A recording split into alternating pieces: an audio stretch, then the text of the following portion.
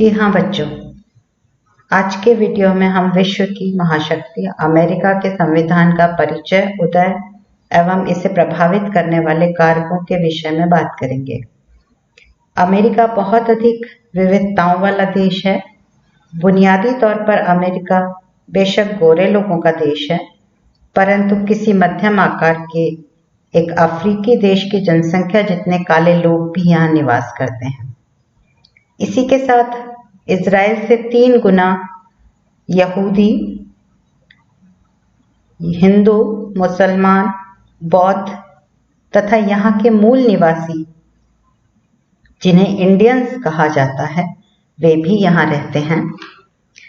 बच्चों, आज इस वीडियो में मैं 3 चीज़ों को समाहित करने का प्रयास करूंगी, जिसमें अमेरिकी संविधान का उदय कैसे हुआ, उसके स्रोत क्या क्या हैं, अर्थात आज जो संविधान हम देखते हैं और जो संविधान कार्य कर रहा है वो आज की अवस्था में किस तरीके से आया, उसमें किन किन चीज़ों ने और इजाफा किया तथा उसके कारक कौन कौन से रहे संविधान की रचना करते समय, उसके रचनाकारों के दिमाग में क्या क्या चीजें चल रही थी।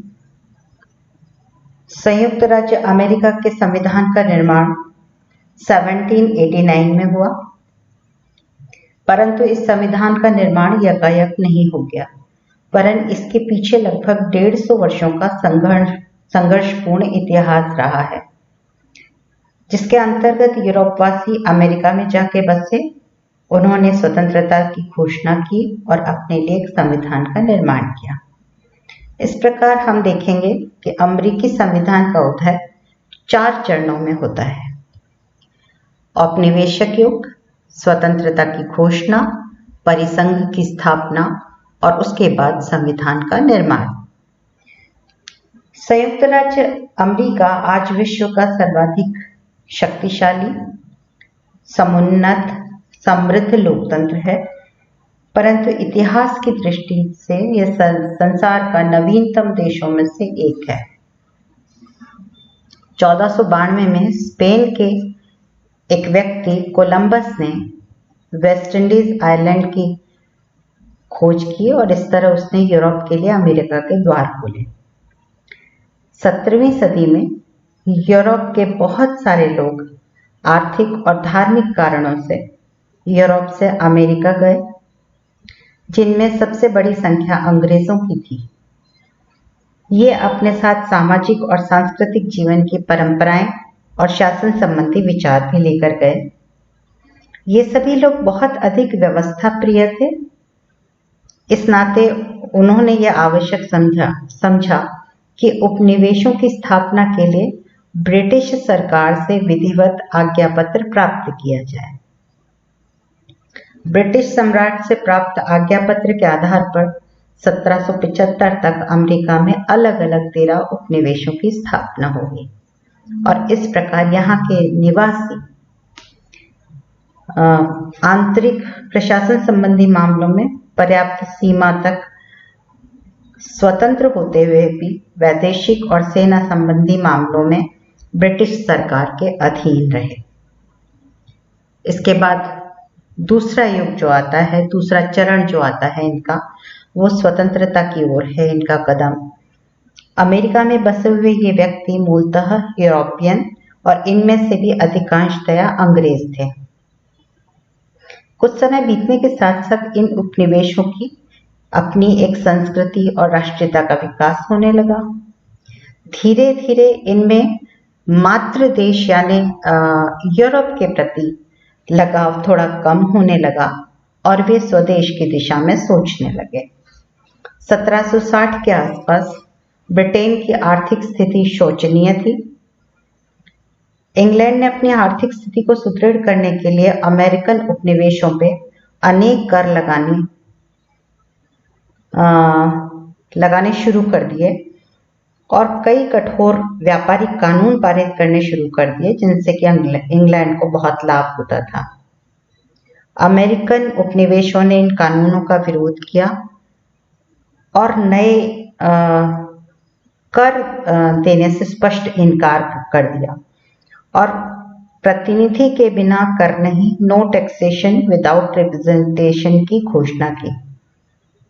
इंग्लैंड ने कठोरता के साथ अमेरिकी जनता की आवाज को दबाने का निश्चय किया, लेकिन इंग्लैंड ने जितनी कठोरता से उनकी आवाज को दबाने का प्रयास किया, उतनी ही ज्यादा 13 उपनिवेश एक दूसरे के निकट आते गए और उनमें सामान्य अमेरिकी राष्ट्रीयता का विकास स्पष्ट होता चला गया। इसी वक्त में मैसाचुसेट्स के बोस्टन नगर में एक टी पार्टी हुई, यानी कि उस समय चाय पर इन्होंने, इंग्लैंड वालों ने बहुत कर लगाया हुआ था और उसके विरोध में वहां के नगरवासियों ने चाय से भरे हुए 3 जहाजों को नष्ट कर दिया।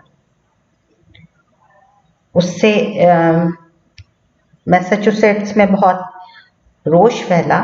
उपनिवेशों की शोचनीय स्थिति पर विचार करने के लिए उपनिवेशों के प्रतिनिधियों की 5 सितंबर 1774 को फिलाडेल्फिया में एक बैठक हुई। इस सभा को प्रथम कांग्रेस कहा जाता है।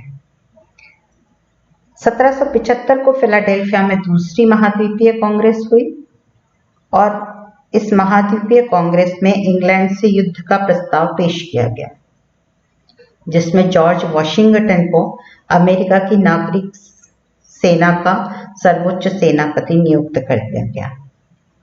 इतना सब हो जाने के बाद भी अनेक अमेरिकी प्रतिनिधि इंग्लैंड से पूर्ण संबंध विच्छेद के पक्ष में नहीं थे। स्वयं जॉर्ज वॉशिंगटन भी इसके पक्ष में नहीं थे। उनकी प्रमुख मांग ये थी कि उनसे परामर्श लिए बिना ब्रिटिश संसद को उन पर कर लगाने का अधिकार नहीं होना चाहिए, लेकिन ब्रिटेन ने इस तरह के समझौते का कोई प्रयास नहीं किया और अंतिम रूप में 4 जुलाई 1776 को औपचारिक रूप से अमेरिका की स्वतंत्रता की घोषणा कर दी गई। 23 अगस्त 1775 को सम्राट जॉर्ज तृतीय ने घोषणा की कि उपनिवेशों ने विद्रोह कर दिया है और उस विद्रोह को कुचलने का निश्चय किया गया। ब्रिटेन और अमेरिकी उपनिवेशों में 6 वर्ष तक युद्ध चला और अंत में 1781 में अमेरिकन उपनिवेशों की जीत हुई। ब्रिटिश सेनापति कॉर्नवालिस की पराजय हो गई।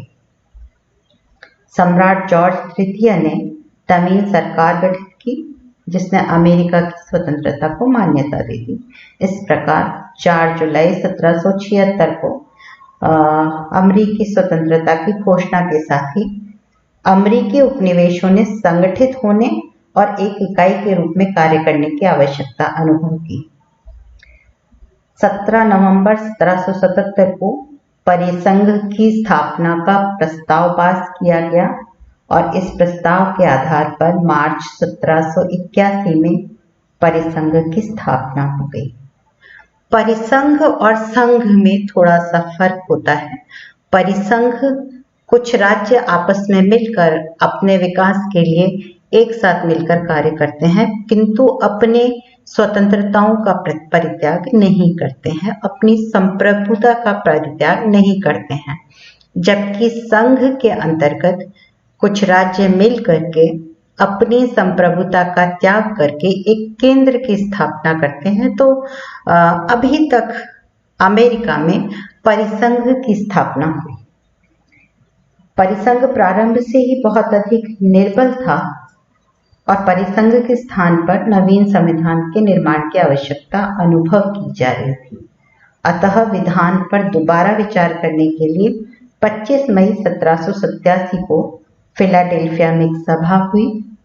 इस सभा में 13 राज्यों के प्रतिनिधियों ने भाग लिया।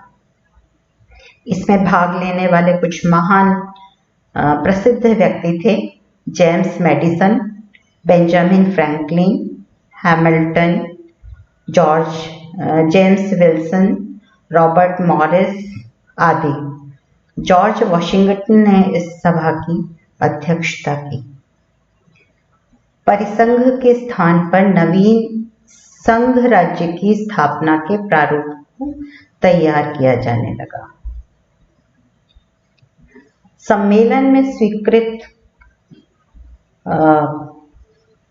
सम्मेलन में स्वीकृत प्रस्तावों को विधान का रूप देने के लिए 8 सितंबर 1787 को मिस्टर मॉरिस की अध्यक्षता में एक समिति बिठाई गई, जिसने 15 सितंबर तक संविधान का प्रारूप तैयार कर दिया और 17 सितंबर 1787 को इस पर हस्ताक्षर भी हो गए। संविधान के अनुसार निर्वाचन होकर नई सरकार 4 मार्च 1789 से कार्य प्रारंभ कर देगी, ऐसा तय हुआ। इस प्रकार विश्व के प्रथम निर्मित और लिखित संविधान का उदय हुआ। अमेरिका की वर्तमान शासन व्यवस्था का संचालन 1787 में निर्मित और 1789 से लागू इस संविधान के आधार पर ही किया जाता है। अब बात आती है अमेरिकी संविधान के स्रोत की। स्रोत का मतलब, जैसा कि मैंने आपको पहले भी बताया, कि स्रोत का मतलब है कि जो संविधान लिखा गया और जो आज काम कर रहा है, उस संविधान में बहुत कुछ परिवर्तन आए हैं और ये परिवर्तन आने में किन किन चीज़ों ने मदद की है, इसको हम स्रोत कहते हैं। आम सोच में 1787 में फिलाडेल्फिया सम्मेलन द्वारा निर्मित प्रलेख ही अमेरिकी संविधान है, लेकिन हम इस बात से सहमत नहीं हैं। अमेरिकी संघ में आज 13 के स्थान पर 50 इकाइयां हो गई हैं। नवीन परिस्थितियों के अनुसार संविधान में परिवर्तन होना आवश्यक था और ये परिवर्तन हुआ।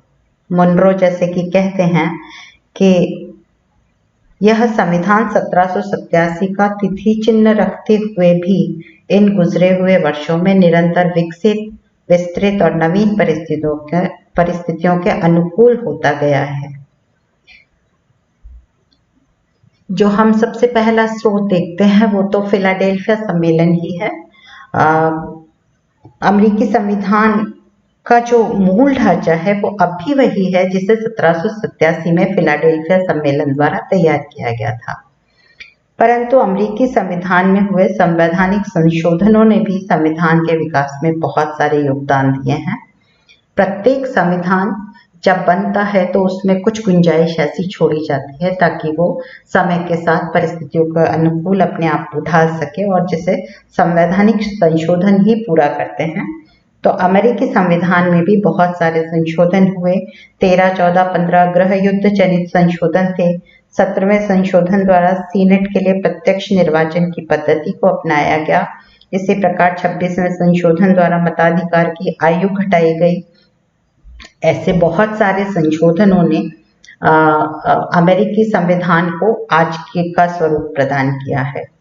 इसके बाद जो तीसरी चीज आती है वो कांग्रेस के अधिनियम आते हैं। 1789 में लागू किए गए संविधान ने नवीन सरकार के मूल ढांचे मात्र की ही व्यवस्था की थी और इसके विस्तार की बातों के संबंध में व्यवस्था करने का भार कांग्रेस पे छोड़ा गया था। कांग्रेस ने अनेक ऐसे अधिनियम पारित किए हैं जिनके आधार पर सरकार के अनेक अंगों के गठन, कार्यों और कार्य पद्धति को निश्चित किया गया है। जैसे कि संविधान में राष्ट्रपति की कैबिनेट के संबंध में कुछ भी नहीं कहा गया है। विभिन्न कार्यपालिका विभागों के गठन आदि जो हैं वो कांग्रेस के अधिनियम के आधार पर ही किए गए हैं। बजट और विधि निर्माण की प्रक्रिया भी कांग्रेस ने ही निश्चित की है। इस प्रकार कांग्रेस के अधिनियम भी इसमें बहुत सारा इजाफा करते हैं। कार्यपालिका द्वारा भी बहुत सारा विकास किया गया है। इसमें अमेरिकी संघ की कार्यपालिका अर्थात राष्ट्रपति पद ने भी संविधान के विकास में महत्वपूर्ण भूमिका अदा की है। जैक्सन, लिंकन, रूजवेल्ट आदि की संविधान पर उतनी ही स्पष्ट छाप देखी जा सकती है जितनी कि संविधान निर्माताओं में से किसी की रही होगी। इन राष्ट्रपतियों ने अपनी कार्यपालिका शक्तियों का प्रभावपूर्ण ढंग से प्रयोग करके व्यवस्थापिका और प्रशासन दोनों पर ही अपना नेतृत्व स्थापित किया।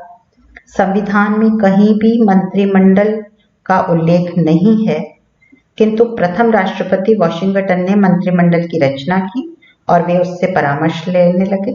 तभी से मंत्रिमंडल शासन का एक आवश्यक अंग हो गया। इसी प्रकार युद्ध की घोषणा करने की शक्ति भी राष्ट्रपति को नहीं दी है।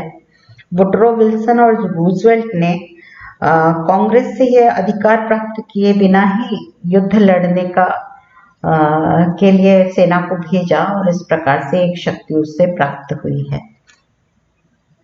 न्यायिक व्याख्याओं ने अमेरिकी संविधान के विकास में सर्वाधिक महत्वपूर्ण भूमिका अदा की है। कांग्रेस या राज्य को व्यवस्थापिका द्वारा पारित कानून या प्रशासनिक सत्ता के किसी कार्य को जब सर्वोच्च न्यायालय या अन्य संघीय न्यायालय में इस आधार पर चुनौती दी जाती है कि यह संविधान के प्रतिकूल है, तो न्यायालय निर्णय देने से पूर्व संविधान से संबंधित प्रावधान की व्याख्या करता है और अपनी प्रत्येक नवीन व्याख्या से वो परोक्ष रूप में संविधान को संशोधित कर देता है। मुख्य न्यायाधीश ह्यूज ने कोलंबिया विश्वविद्यालय में भाषण देते हुए कहा था कि हम संविधान के अंतर्गत हैं, परंतु संविधान वैसा ही है जैसा न्यायाधीश कहते हैं। इसके बाद में परंपराओं ने भी एक महत्वपूर्ण भूमिका निभाई है अमेरिका के संविधान को विकसित करने में। हालांकि अमेरिकी संविधान में परंपराओं का उतना महत्वपूर्ण स्थान नहीं है जितना कि ब्रिटिश संविधान में है, लेकिन काफी प्रथाओं और परंपराओं ने अमेरिकी संविधान को ऐसा रूप प्रदान किया है जो लिखित संविधान के नितांत विपरीत है। और इसमें हम कुछ चीजों को देख सकते हैं, कुछ उदाहरणों को देख सकते हैं, जैसे राजनीतिक दल हैं, मंत्रिमंडलात्मक व्यवस्था है, राष्ट्रपति का चुनाव जो वस्तुतः अब प्रत्यक्ष हो गया है, और सीनेट का शिष्टाचार भी हम इसी के अंतर्गत ले सकते हैं। इस प्रकार 1787 में निर्मित प्रलेख में निरंतर वृद्धि और उसका निरंतर विकास होता रहा है। ब्राइस ने भी कहा है कि जैसे अमेरिका के राष्ट्रीय जीवन में परिवर्तन हुआ है, वैसे ही अमेरिका का संविधान भी बदल गया है। तो प्रत्येक संविधान समय के साथ विकसित होता है, विकासमय रहता है और अपनी परिस्थितियों के अनुसार अपने आप को ढालता रहता है। अब हम देखेंगे कि संविधान जब बन रहा था उस समय उसको प्रभावित करने वाले कौन कौन से कारक रहे। संविधान निर्माताओं के मन में ऐसी कौन सी चीजें थी जिनके आधार पर उन्होंने इस संविधान को बनाया। तो हम सबसे पहले इसमें देखते हैं कि इन्होंने देश को गणतंत्रात्मक स्वरूप प्रदान किया है। गणतंत्र राज्य का वो स्वरूप है जिसमें राज्य का जो प्रथम व्यक्ति होता है, राज्य का जो हेड होता है, वो जनता द्वारा चुना जाता है, उससे हम गणतंत्र कहते हैं। तो अमेरिकी संविधान में संविधान निर्माताओं ने इसे गणतंत्रात्मक स्वरूप प्रदान किया है। अमेरिकी संविधान निर्माता इसको संघीय स्वरूप प्रदान करना चाहते थे। संघीय स्वरूप का मतलब संविधान के द्वारा शक्तियों का विभाजन केंद्र और राज्यों के मध्य किया जाता है, और संघीय शासन का सबसे बड़ा उदाहरण अमेरिका है। इसके बाद क्योंकि बहुत सारे राज्यों ने मिलकर के एक केंद्र की स्थापना की थी, तो एक शक्तिशाली केंद्र की जरूरत थी अमेरिका को, ताकि वहां का शासन बहुत अच्छे तरीके से चल सके। इसलिए एक शक्तिशाली केंद्र भी वहां स्थापित किया गया। अमेरिका के संविधान पे मॉन्टेस्क्यू का बहुत बड़ा प्रभाव रहा है, और मॉन्टेस्क्यू ये कहते थे कि शासन चलाने की जो 3 शक्तियां होती हैं, यानी विधायी शक्ति, कार्यपालिका शक्ति और न्यायपालिका शक्ति, ये 3 अलग अलग हाथों में होनी चाहिए, और इसको हम अमेरिका के संविधान में बहुत भली भांति देख सकते हैं। संविधान संशोधनों में राज्यों की भूमिका बहुत महत्वपूर्ण रखी है यहाँ के संविधान निर्माताओं ने, क्योंकि पहले ये राज्य थे और उसके बाद में मिलकर के केंद्र इन्होंने बनाया, तो राज्यों ने अपनी भूमिका को बहुत महत्वपूर्ण रखा है। क्योंकि ये सब राज्य मिलकर के इकाइयां मिलकर के एक राज्य का निर्माण कर रही थी, तो राष्ट्रीय अर्थव्यवस्था को मजबूत बनाना भी बहुत जरूरी था। और इस प्रकार से ये सभी कारक जो थे वो संविधान निर्माताओं के दिमाग में चल रहे थे और इस प्रकार उन्होंने एक बहुत सुदृढ़ अमेरिकी राज्य की स्थापना की है। यदि आप इसको बहुत भली भांति पूरे वीडियो को सुनेंगे तो आपको अमेरिका के संविधान की मूलभूत ढांचा, मूलभूत रचना समझ में आ जाएगी। धन्यवाद।